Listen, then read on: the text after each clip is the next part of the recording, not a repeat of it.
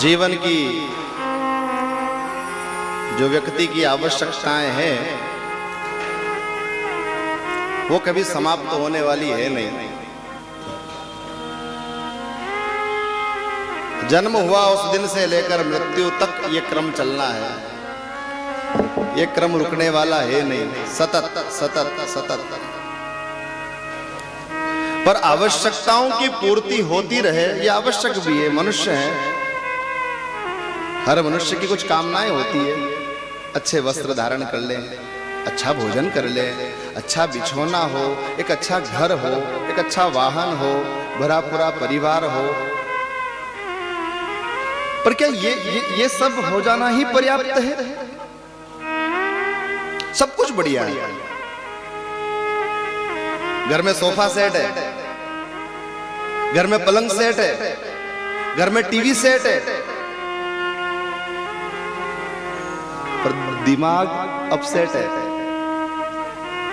तो कुछ भी अच्छा नहीं लगेगा। पकवान रखे हैं सामने पर हेल्थ अपसेट है, कोई काम का नहीं।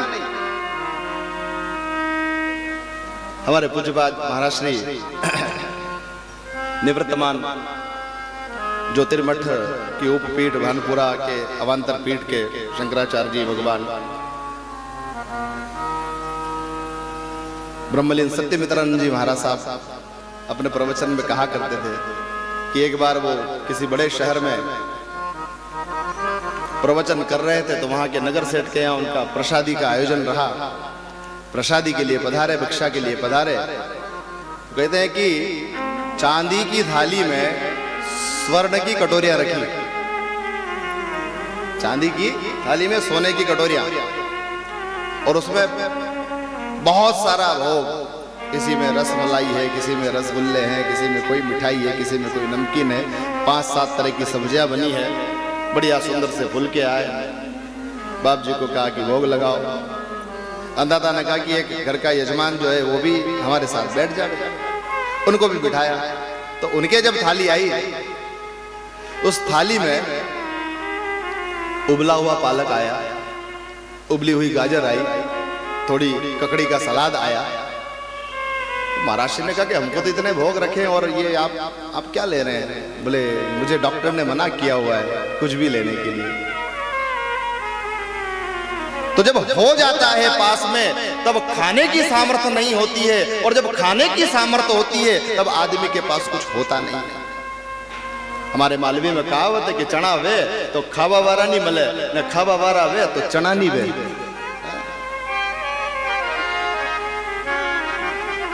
तो एक चीज आज की कथा से गांठ बांध करके ले जाओ, आप जम जावे तो जीवन भर साथ रखना। आप अपने पल्लू से बांध लो, और आप घर जाके न याद रहे तो लिख लेना। इस जगत में आए हो, प्रपंच करना पड़ेगा, प्रपंच में फंसना भी पड़ेगा, प्रपंच से निकले का जतन भी करना पड़ेगा। पर इस प्रपंच में एक बात ध्यान रख लो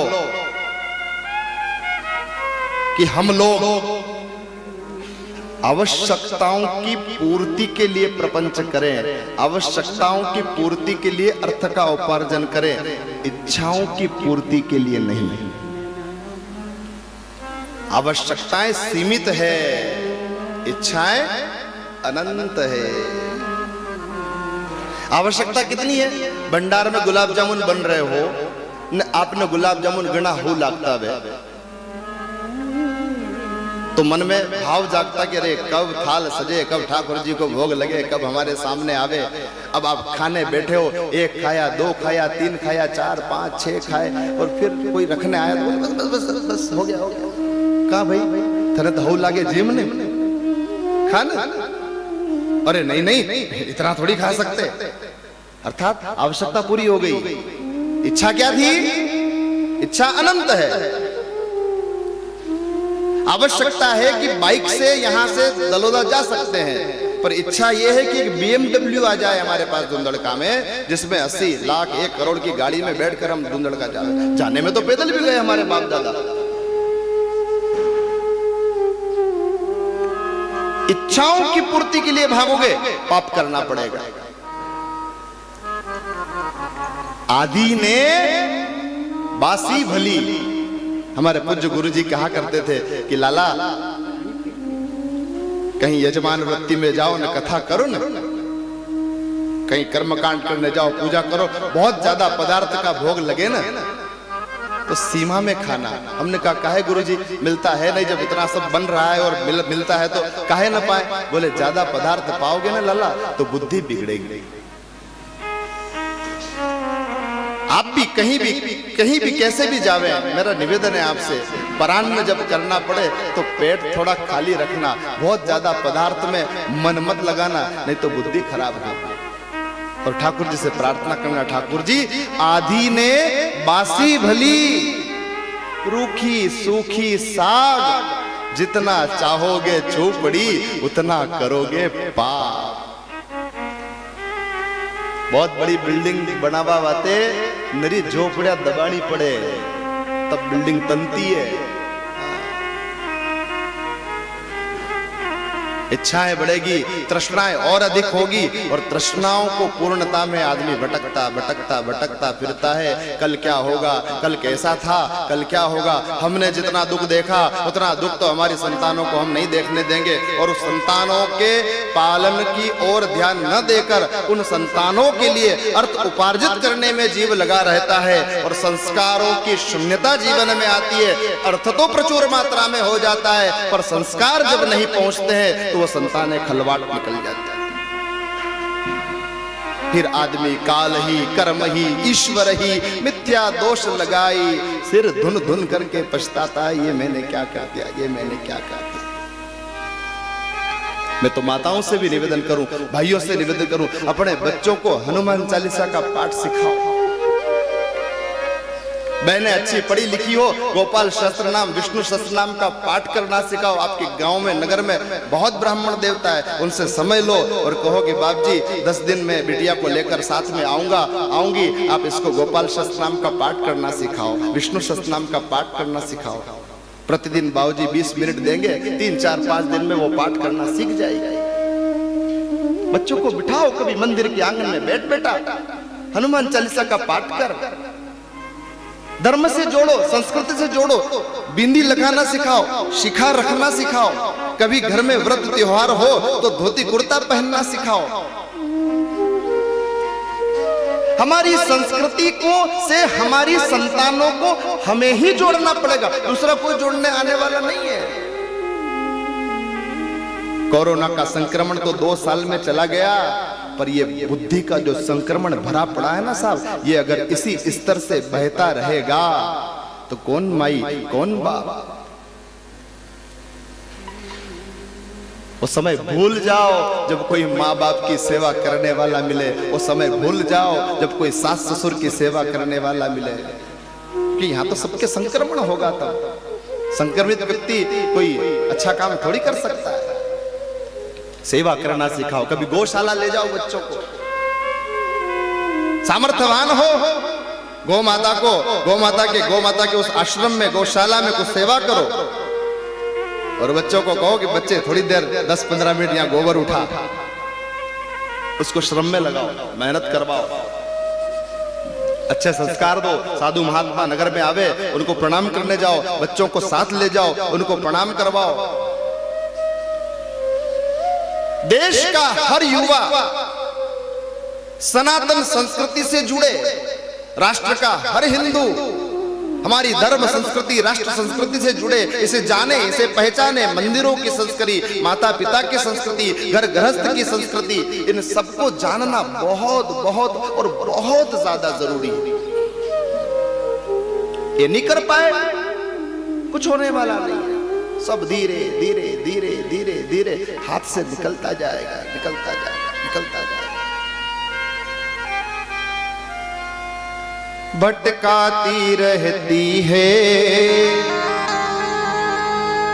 तृष्णाए जीवन की,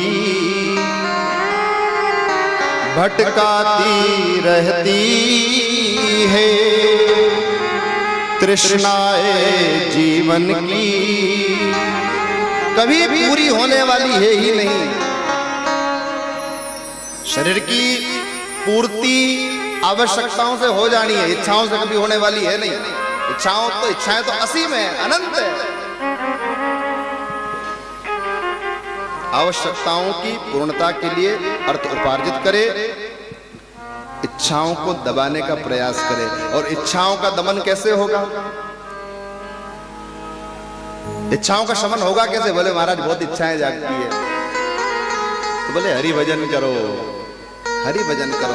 और जो ठाकुर जी ने दिया है, जो परमात्मा ने दिया है, इसके लिए उनको धन्यवाद दो, शुक्रिया दो। हे ठाकुर जी, हे भगवान, मुझे तूने दाता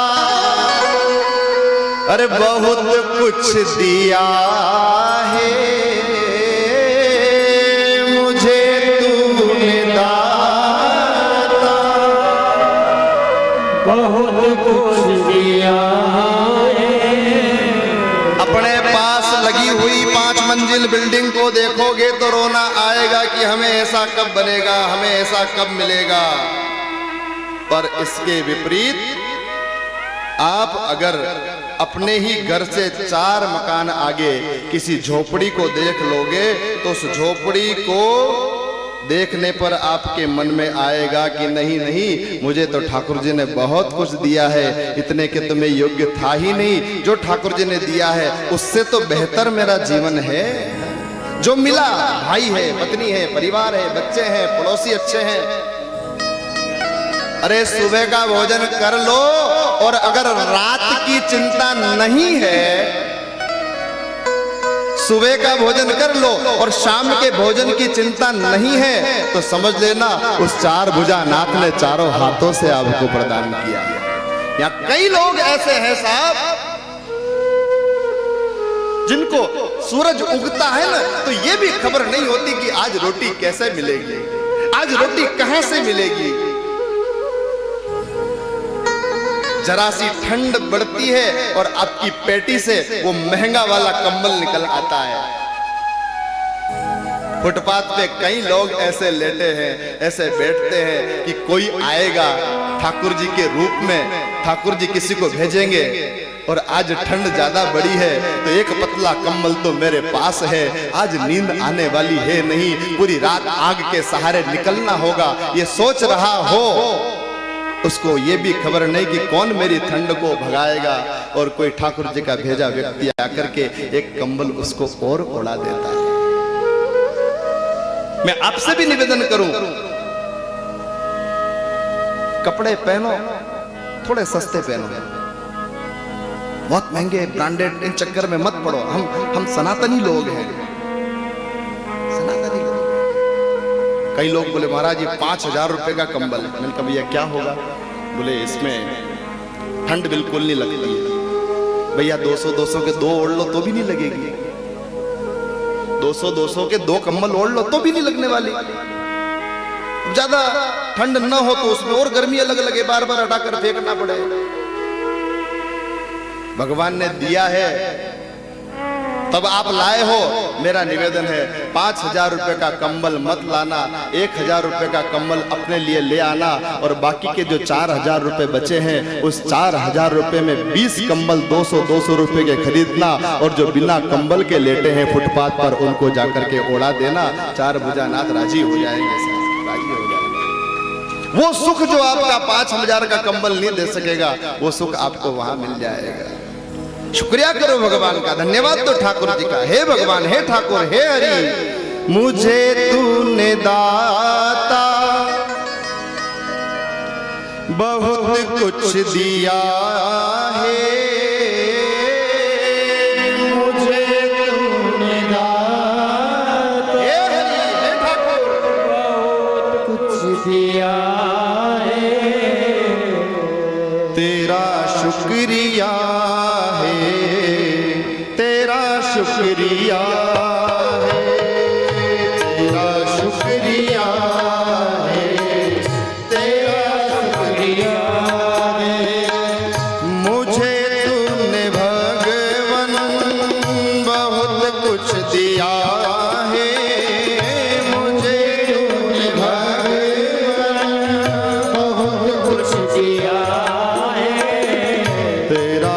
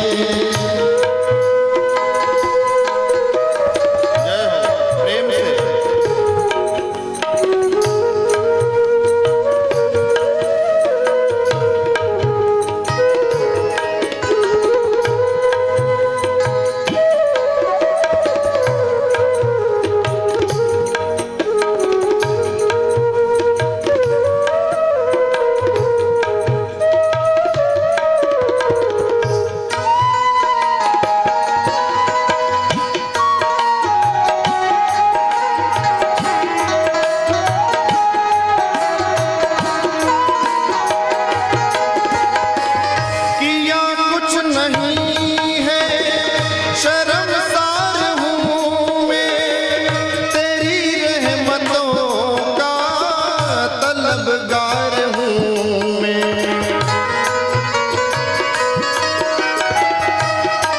कुछ नहीं है शर्मसार हूँ मैं, तेरी रहमतों का तलबगार हूँ मैं।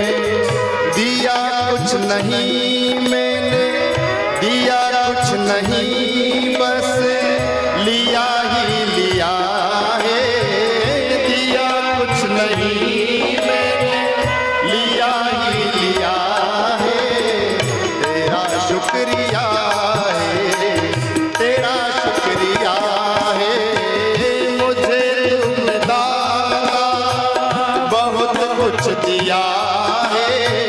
तेरा शुक्रिया है, तेरा शुक्रिया है।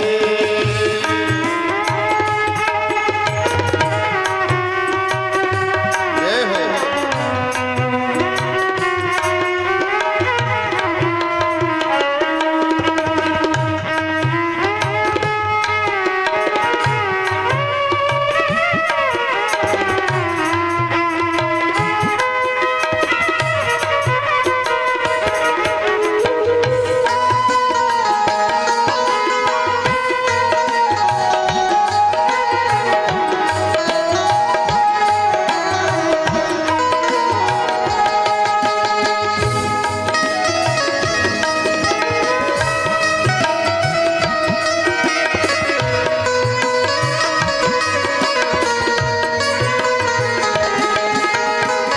न मिलती अगर दी हुई दात तेरी, तो दुनिया में क्या थी औकात मेरी। न मिलती अगर दी हुई दात तेरी, तो क्या थी ज़माने में औकात मेरी। मुझे तूने जीने के काबिल किया है। मुझे तूने जीने के काबिल किया है। तेरा शुक्रिया है, तेरा शुक्रिया है। तेरा शुक्रिया है, तेरा शुक्रिया है। मुझे मेरे मालिक बहुत कुछ दिया है। मुझे तूने दाता बहुत कुछ दिया है। तेरा शुक्रिया है, तेरा शुक्रिया है।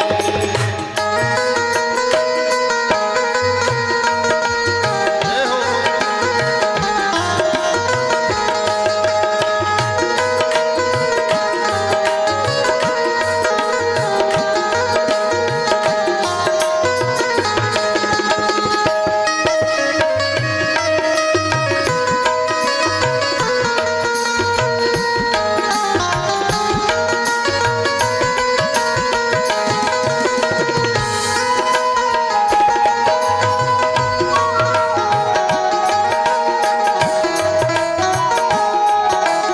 अंतिम बंद है, इस अंतिम बंद से जुड़िए, अपने आप को ठाकुर जी से जोड़िए। हे ठाकुर जी, हे भगवान, मुझे है सहारा तेरी बंदगी का, दुनिया में तुझसे पर मेरी जिंदगी का। मुझे है सहारा तेरी बंदगी का, है जिस पे गुजारा मेरी जिंदगी का। मिला मुझको जो कुछ तुम्ही से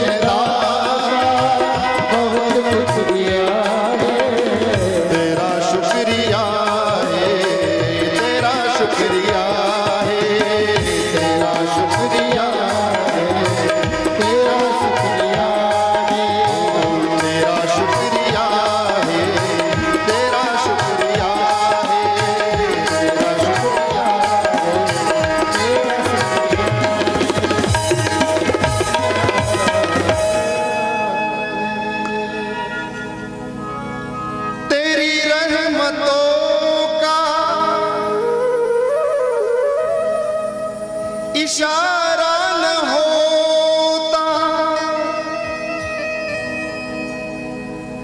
तो दुनिया में मेरा गुजारा न होता।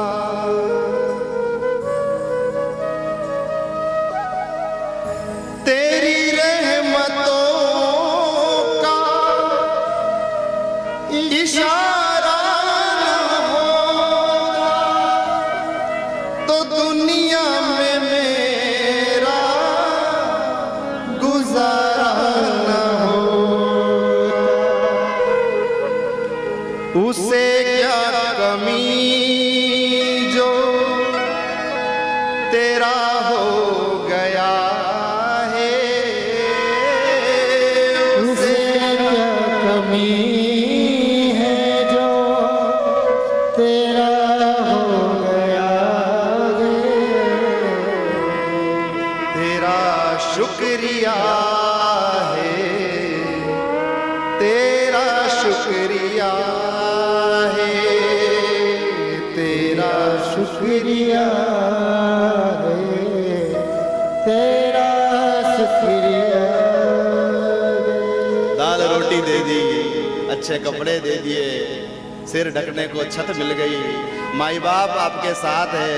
और मैं तो कहूं कि खाने की भोजन की व्यवस्था में भी कुछ चूक होवे, बहुत श्रम करके प्राप्त होता हो। कई लोगों की शिकायत होती है, महाराज खूब काम करते हैं, 2 रुपया जेब में कभी होता नहीं। जो काम करते हैं कर्ज लेकर करना पड़ता है, कोई रीत भात करे कर्ज लेकर करना पड़ता है। मत घबराना, मत चिंता करना। अगर अभाव में भी जीवन बीत रहा है, पर उस समय में भी अगर आपको भगवान की याद बनी रहती है, आपका मन हरि की कथा में लगता हो, या तो आपके माता पिता के छत्र छाया आपके साथ हो, तो इस दुनिया के सबसे धनवान व्यक्ति आप हैं। आपसे बड़ा धनवान और कोई नहीं।